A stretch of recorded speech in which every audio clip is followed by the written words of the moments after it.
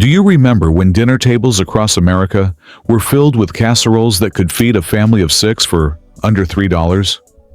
The 1970s served up some of the most creative, budget-savvy, and surprisingly satisfying meals in culinary history. Let's dig into 25 ground beef recipes from the 1970s that kept families fed, happy, and coming back for seconds, even when inflation hit double digits and beef prices nearly doubled overnight.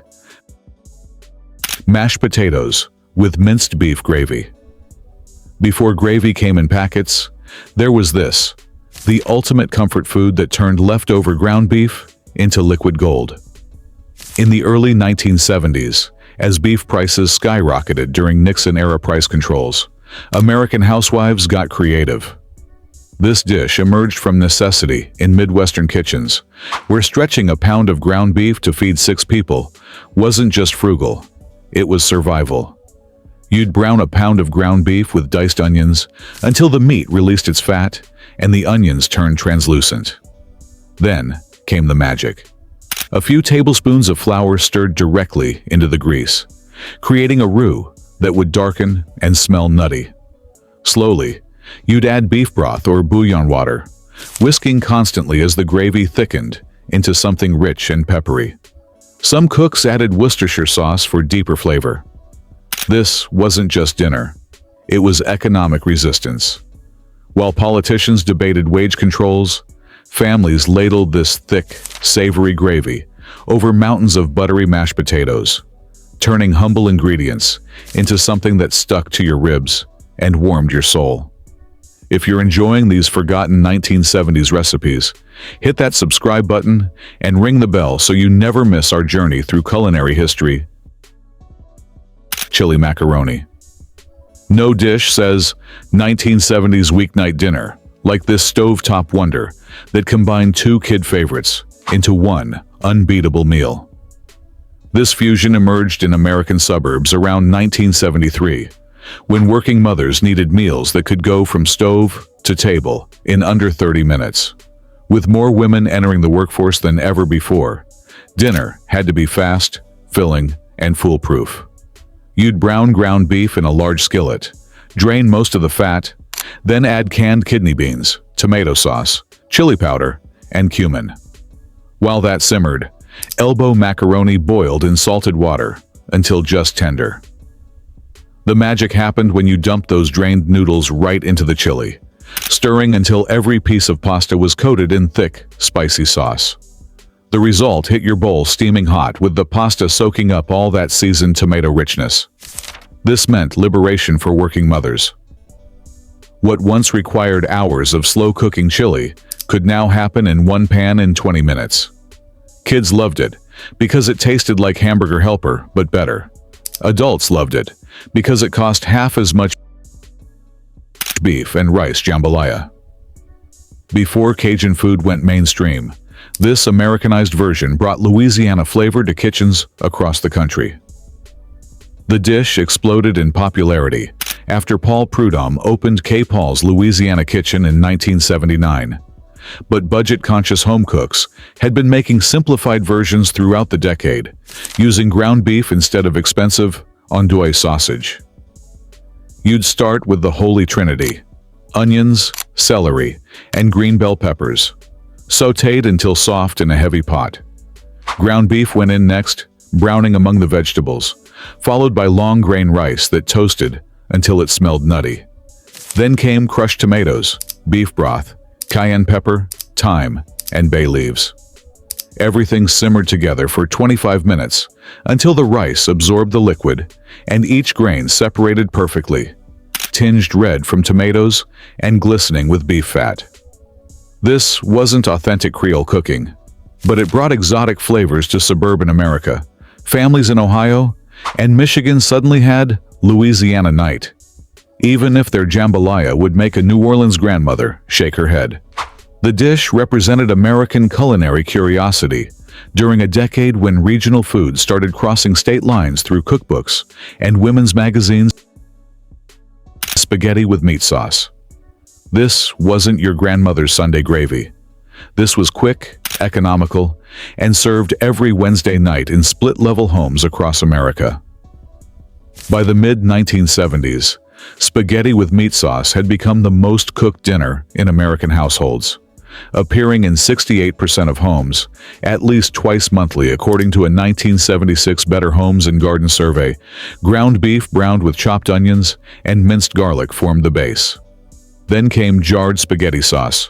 Ragu dominated the market, enhanced with Italian seasoning, a pinch of sugar to cut acidity, and sometimes a splash of red wine if you were feeling fancy. The sauce simmered for at least 30 minutes, while spaghetti noodles boiled until al dente, though most American cooks overcooked them by Italian standards. What made this distinctly 1970s was the shameless use of convenience products. Midwest hot dish. In Minnesota, Wisconsin, and the Dakotas, they didn't call it casserole. They called it hot dish, and it was practically a regional religion. This particular version became the standard bearer at church potlucks, funeral luncheons, and neighborhood gatherings throughout the 1970s. Lutheran ladies perfected this recipe, each claiming their version was the authentic one. You'd brown 2 pounds of ground beef with diced onions, then mix it with cream of mushroom soup, frozen mixed vegetables straight from the bag, and cooked egg noodles. Everything went into a 9 by 13 pan, topped with crushed potato chips or French fried onions, then baked until bubbly and golden. The cream of mushroom soup, always Campbell's, provided the creamy glue that held everything together. This dish meant community. When someone died, got sick, or had a baby, a hot dish appeared on their doorstep within hours. The recipe required no fresh ingredients, meaning you could assemble it from pantry staples anytime. It represented Midwestern values: practical, unpretentious, filling, and made with love, even if that love came from a canned sloppy joe pie. Someone looked at regular sloppy joes and thought, what if we made this fancy? The result was sloppy joe pie, which elevated the sandwich filling into legitimate dinner status by giving it a cornbread crust. This appeared in Pillsbury bake-off competitions and church cookbooks around 1975. Ground beef browned with onions and green peppers got mixed with tomato sauce, brown sugar, mustard, and Worcestershire sauce until thick and tangy. You'd spread this in a pie dish, then top it with Jiffy corn muffin mix prepared according to package directions. 25 minutes in the oven transformed it into something magical. The cornbread, baked into a golden crust that soaked up the meat juices from below. This meant you could serve sloppy joes to dinner guests without embarrassment. The pie format made it presentable, almost elegant, while still delivering that sweet, savory flavor kids craved. Cutting into wedges and serving on actual plates elevated the humble sandwich into something worthy of Sunday dinner. It was American ingenuity at its finest, taking working-class food and dressing it up for company. Johnny Marzetti, named after the owner of a Columbus, Ohio restaurant, this casserole became Ohio's unofficial state dish during the 1970s. Spreading through church potlucks and school cafeterias across the Midwest, every Ohio grandmother had her version, and they'd fight you if you suggested theirs wasn't authentic. You'd cook egg noodles until tender, drain them, and set aside ground beef browned with onions and garlic, then mixed with tomato sauce, diced tomatoes, and Italian seasonings. The cooked noodles went into the meat sauce along with shredded cheddar cheese, creating an orange-red mixture that looked questionable, but tasted incredible. Everything baked together until the cheese melted into stretchy strings and the edges crisped up brown. This represented regional pride in an era when American food was becoming homogenized, while fast food chains spread across the country serving identical meals. Johnny Marzetti remained defiantly local. You couldn't get it at McDonald's or find it in California. It was Ohio's food, born from Italian immigrants adapting to Midwestern ingredients, perfected by church ladies who knew how to feed 200 people on a tight budget. American Goulash. Despite the name, This had almost nothing to do with Hungarian goulash, except the paprika.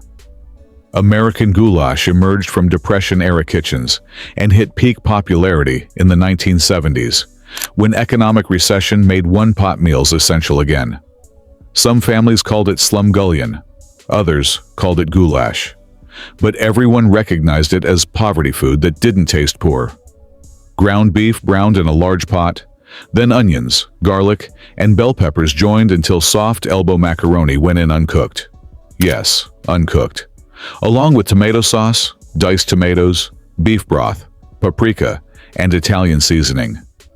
Everything simmered together for 20 minutes, the pasta cooking directly in the sauce and absorbing all those flavors.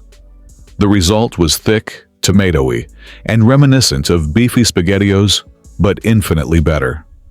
This meant fewer dishes to wash, less time cooking, and more time for families to actually sit together.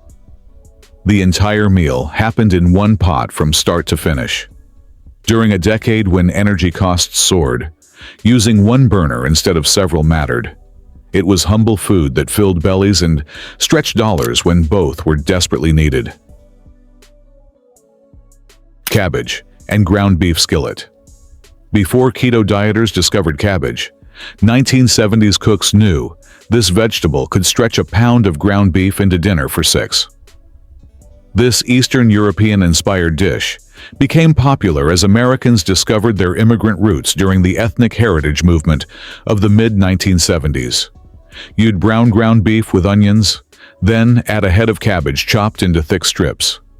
As the cabbage wilted and released its moisture, you'd add canned tomatoes, caraway seeds, a splash of vinegar, and a bit of sugar for balance. Everything cooked down until the cabbage turned silky, soft, and sweet. The beef mingled throughout, and the whole thing smelled like comfort itself. Some versions added rice to make it even heartier. This wasn't glamorous, but it was honest. Cabbage cost pennies per pound and lasted weeks in the crisper drawer. While fancy cuts of meat remained expensive, this dish proved you didn't need steak to eat well. Immigrant families who grew up eating cabbage rolls recognized the flavors without the labor of rolling individual portions. It meant tradition adapted for modern convenience. Old world taste without old world work. Cowboy beans with ground beef. Somewhere between chili and baked beans lived cowboy beans. Thick, smoky, sweet, and substantial enough to be the main event. This appeared at every 1970s barbecue, potluck, and camping trip. Usually cooked in a cast-iron Dutch oven over coals, or in a slow cooker all day.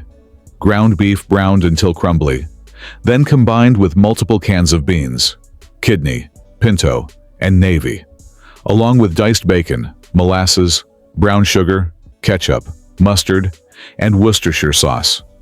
Onions and bell peppers added texture, while chili powder and cumin provided warmth. The mixture simmered for hours until the sauce thickened into sticky, caramelized perfection that clung to every bean. This meant outdoor cooking and masculine territory. While casseroles were women's domain, cowboy beans belonged to backyard pitmasters and camping fathers. The recipe scaled infinitely. Double it for church gatherings, triple it for family reunions. It represented American frontier mythology, served on paper plates, a connection to cowboy heritage, even if you'd never left the suburbs. One pot, open fire, simple ingredients transformed into something that tasted like freedom and open ranges. Ground beef shepherd's pie. Technically, using beef made this cottage pie, not shepherd's pie, but American cooks didn't care about British distinctions. This became the ultimate comfort food casserole. Meat and vegetables covered with mashed potatoes and baked until golden. Every mother had her version, passed down and modified through generations. Ground beef browned with onions, then mixed with frozen peas, carrots, and corn. Some added Worcestershire sauce and beef gravy for richness. Others kept it simple with just the meat juices. This base spread into a casserole dish, then topped with mashed potatoes whipped with butter and milk until fluffy. Using a fork, You'd create decorative ridges in the potato topping. Those ridges would brown beautifully in the oven, creating crispy peaks while the valleys stayed creamy. This meant using leftovers brilliantly. Monday's mashed potatoes became Wednesday's dinner topping. The dish worked equally well with leftover pot roast, ground up or fresh beef. During economic uncertainty, nothing went to waste, and shepherd's pie proved leftovers could be more exciting than the original meal. It was thrifty cooking disguised as comfort food, budget consciousness wrapped in nostalgic flavor. Meat pie with potatoes and carrots. Before chicken pot pie dominated freezer aisles, meat pie ruled 1970s dinner tables. This wasn't delicate French pâté. This was hearty American meat pie with thick gravy, chunks of potato, and a flaky crust that shattered when you cut into it. Ground beef browned with diced onions formed the base. Cubed potatoes and sliced carrots went into beef broth to parboil until just tender. Then everything combined with flour-thickened gravy, seasoned with thyme, black pepper, and bay leaves. This filling went into a pie crust-lined dish, topped with another crust, edges crimped, and vents cut in the top 40 minutes in the oven, and you had a golden dome that released steam when pierced, revealing a bubbling interior. This elevated ground beef to company-worthy status, serving individual meat pies, made even Monday night feel special. The crust provided textural contrast to the tender filling. Crispy, buttery pastry against soft vegetables and savory meat. It represented ambition in home cooking, the desire to make ordinary ingredients extraordinary. Every slice revealed layers of flavor and effort, proving that feeding your family could be both economical and elegant. Beef biscuit ring. Betty Crocker's genius struck again with this recipe that appeared in her 1972 cookbook and swept through American kitchens. Part casserole, part breadbasket, all brilliance. This dish looked impressive but came together in 30 minutes, using refrigerated biscuit dough, ground beef browned with onions and garlic, then mixed with tomato sauce, Italian seasonings, and shredded mozzarella cheese. You'd arrange refrigerated biscuits, always Pillsbury, in a ring around the edge of a round pan, leaving the center empty. The beef mixture went into that center, topped with more cheese, then baked until the biscuits puffed up golden and the cheese melted into gooey strings. This meant presentation without effort. The ring shape looked fancy enough for guests, but required zero special skills. Kids loved pulling apart the biscuits to dip into the meat filling. It was interactive dinner that made mealtime fun rather than just fuel. The recipe represented American convenience culture at its peak, taking shortcuts without sacrificing flavor, using store-bought components to create something that felt homemade and special. Spoon bread with ground beef. Southern spoon bread met ground beef in this fusion that brought comfort food to casserole form. Spoon bread, basically soft cornbread with a pudding-like texture, traditionally served as a side dish, but 1970s cooks made it a main course by adding seasoned ground beef throughout. Ground beef browned with onions and bell peppers, seasoned with chili powder and cumin. Separately, you'd make spoon bread batter, cornmeal cooked in milk until thick, then eggs, butter, baking powder, and sometimes creamed corn added for extra moisture.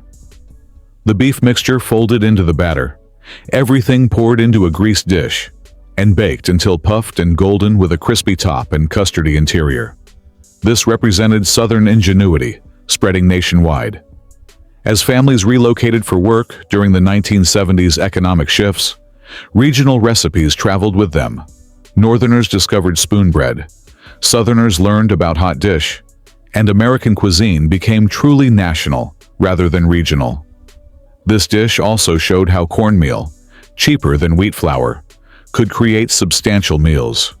It was budget cooking with soul, proving poverty food didn't have to taste poor when made with skill and love. Beef noodle casserole. Every church potluck featured at least 3 beef noodle casseroles, each lady insisting hers was distinctly different, despite using nearly identical ingredients. This became the default, I need to bring something dish. Reliable, crowd-pleasing, and impossible to mess up ground beef browned with onions, then mixed with egg noodles, cream of mushroom soup, sour cream, and either cheddar or cottage cheese depending on family preference. Everything combined in a 9 by 13 pan, topped with crushed cornflakes mixed with melted butter, then baked until bubbly. The cornflake topping provided crucial crunch against the creamy interior. This meant social currency in the 1970s suburban life. Your casserole's reputation mattered. Women exchanged recipes at kitchen tables over coffee, modified them slightly, then served them at gatherings where others would request the recipe, perpetuating an endless cycle of culinary telephone. The dish represented female community and competition simultaneously, helping each other while trying to make yours slightly better than the neighbor's. It was bland by today's standards, but comforting in its familiarity. A taste of home that everyone recognized regardless of which state they called home. Poor man's Swiss steak. Real Swiss steak used round steak pounded thin and braised for hours. Poor man's version used ground beef formed into patties, achieving similar results for a fraction of the cost. This emerged during the 1974 recession, when beef prices hit record highs and families needed alternatives to expensive cuts. Ground beef, mixed with breadcrumbs, egg, and seasonings formed into thick patties that you'd brown in a skillet until crusty outside but still pink inside. Remove the patties, then make gravy in the same pan using flour, beef broth, and tomato sauce. The patties return to the gravy, along with sliced onions and bell peppers. Then, everything simmered for 30 minutes until the patties were tender and the gravy thick enough to coat a spoon. This meant pride despite poverty. You could serve steak even when you couldn't afford steak. The name acknowledged the substitution without shame. Poor man's version, yes, but still delicious and satisfying. It represented American resilience during economic hardship, the refusal to let circumstances dictate quality of life. Families gathered around these beef patties smothered in gravy, pretending they were eating something fancy, while knowing they'd made something from nothing. Ketchup glazed meatloaf. Meatloaf reached its absolute peak in the 1970s America, appearing on dinner tables weekly in forms ranging from simple to elaborate. This version featured the iconic ketchup glaze that became synonymous with American meatloaf, sticky sweet and caramelized to perfection. Ground beef mixed with breadcrumbs, soaked in milk, eggs, minced onions, and seasonings formed into a loaf shape in a pan. But the glory was the glaze. Ketchup mixed with brown sugar, mustard, and Worcestershire sauce painted over the top before baking. As it cooked, the glaze reduced into thick, tangy sweet coating that crackled slightly at the edges. Some cooks added a second coat halfway through for extra intensity. This represented American food at its most unapologetic. No pretensions, no European influences, just beef, ketchup, and a willingness to embrace sweetness in savory food. Every slice revealed the pink interior, studded with onions, surrounded by that caramelized exterior. Served with mashed potatoes and green beans, this was Norman Rockwell America on a plate. The dish meant tradition, family dinners around the table, and the comfort of knowing exactly what you were going to get. Reliable, familiar. Cowboy stew with tater tots. Someone looked at regular stew and said, "Needs more potatoes." Then someone else said, "Needs different potatoes." And cowboy stew with tater tots was born. This appeared in ranch country and spread through working-class suburbs, becoming the ultimate kid-friendly dinner. Ground beef browned with onions, then mixed with canned corn, canned green beans, tomato sauce, beef broth, and plenty of chili powder. This simmered into thick stew consistency, then transferred to a casserole dish. Frozen tater tots covered the entire surface in neat rows. Then, everything baked until the tots turned golden and crispy, while the stew bubbled underneath. This meant convenience meeting creativity. Tater tots, Invented in 1953 but popularized in the 1970s. Transformed from side dish to main event, kids would eat anything covered in tater tots, making this the solution for mothers with picky eaters. The combination of crispy potato crowns and savory stew hit multiple texture notes, while the simplicity meant dinner happened even on the most chaotic weeknights. It was cowboy culture filtered through suburban convenience, frontier spirit served from a casserole dish. Dutch oven, meatballs with crackers. These weren't Italian grandma's meatballs. These were American camp cooking, adapted for suburban kitchens. The recipe came from Boy Scout camping guides and spread when fathers came home and requested those meatballs we made at camp. Ground beef mixed with crushed saltine crackers instead of breadcrumbs. Egg, milk, and seasonings rolled into large meatballs. These browned in a Dutch oven. Then onion soup mix, always Lipton, mixed with water created instant gravy. The meatballs simmered in this gravy for an hour until tender, the crackers making them lighter than traditional meatballs, almost fluffy inside, served over egg noodles with extra gravy. This represented masculine cooking entering the home kitchen. Fathers who'd never cooked suddenly had one dish they could make, learned in the woods but translated to the stovetop. The use of onion soup mix, considered lazy by gourmet standards, was embraced without apology. It worked, tasted good, and required minimal skill. These meatballs meant fathers contributing to dinner, even if just occasionally, marking a small shift in kitchen gender dynamics during a decade of changing social roles. Beef and potato casserole. The simplest recipes often become the most beloved, and this proved that truth. Just 4 ingredients: ground beef, sliced potatoes, cream of mushroom soup, and milk, combined into something greater than the sum of its parts. Ground beef browned and drained, then layered in a casserole dish with thinly sliced raw potatoes.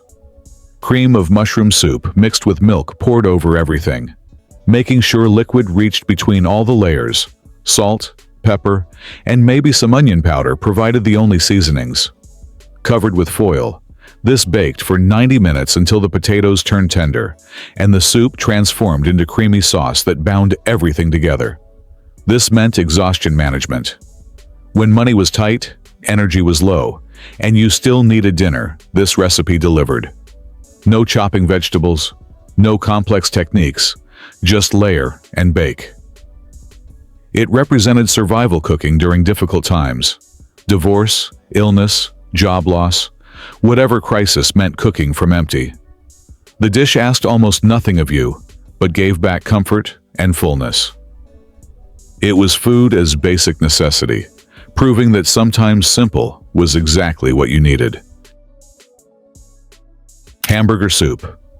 Somewhere between stew and soup lived hamburger soup, thick enough to be substantial, but liquid enough to warm you from the inside. This became a winter staple in northern states, appearing in slow cookers across America every Friday night. Ground beef browned with onions and garlic formed the base. Then came an avalanche of vegetables: diced potatoes, sliced carrots, celery, frozen corn, and green beans. Beef broth covered everything along with canned diced tomatoes, bay leaves, thyme, and plenty of black pepper. This simmered for hours until the vegetables were tender and the broth rich with beef flavor. Some versions added alphabet pasta or rice for extra heartiness. This meant flexibility and forgiveness. Whatever vegetables you had could go in the pot. No 2 batches tasted identical, but all tasted good. It was also teaching food. Young daughters learned to cook by making hamburger soup because mistakes were nearly impossible. Too thick? Add more broth. Too thin? Let it simmer longer. It represented patient cooking in an increasingly hurried world. Food that couldn't be rushed but rewarded those willing to wait. Cornmeal and ground beef pie, Aztec-style dish. The 1970s saw Americans becoming curious about Mexican and Latin American cuisines beyond tacos.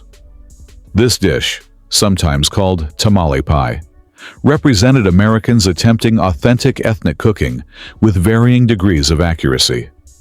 It appeared in Sunset magazine and spread through California before reaching the rest of the country. Ground beef browned with onions, cumin, chili powder, and oregano, then mixed with corn kernels, diced tomatoes, olives, and sometimes raisins for sweetness.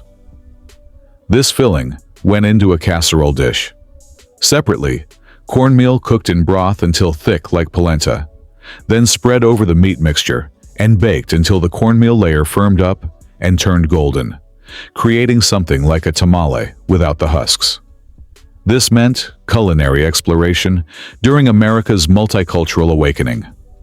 While not authentic to any specific Latin American tradition, it represented genuine curiosity about other food cultures. The dish bridged familiar ground beef with exotic seasonings, making ethnic food less intimidating. It was cultural appreciation filtered through American ingredients and techniques, sometimes getting it wrong, but always trying. This spirit of culinary adventure helped transform American food from meat and potatoes monotony into something more globally aware. Ground beef enchiladas. While tamale pie was Americanized interpretation, ground beef enchiladas were the real deal, or at least closer to it. As Mexican-American communities grew and Mexican restaurants proliferated in the 1970s, home cooks attempted to recreate restaurant favorites.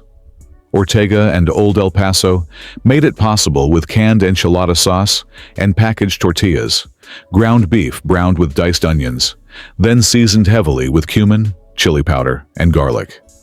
A spoonful of this mixture went into the center of each flour or corn tortilla, along with shredded cheese, then rolled tight and placed seam down in a baking dish. Canned enchilada sauce covered everything. More cheese went on top, then into the oven until bubbly, and the cheese melted into gooey perfection. This represented accessible ethnic cooking. You didn't need to find a Mexican grocery or make mole from scratch. Everything came from the regular supermarket. While purists might criticize the shortcuts, these enchiladas introduced millions of Americans to Mexican flavors and techniques. They were gateway drug to authentic Mexican cuisine, training wheels that eventually came off as cooks gained confidence. Making enchiladas at home meant claiming restaurant food for your own kitchen, exotic flavors becoming Tuesday night routine.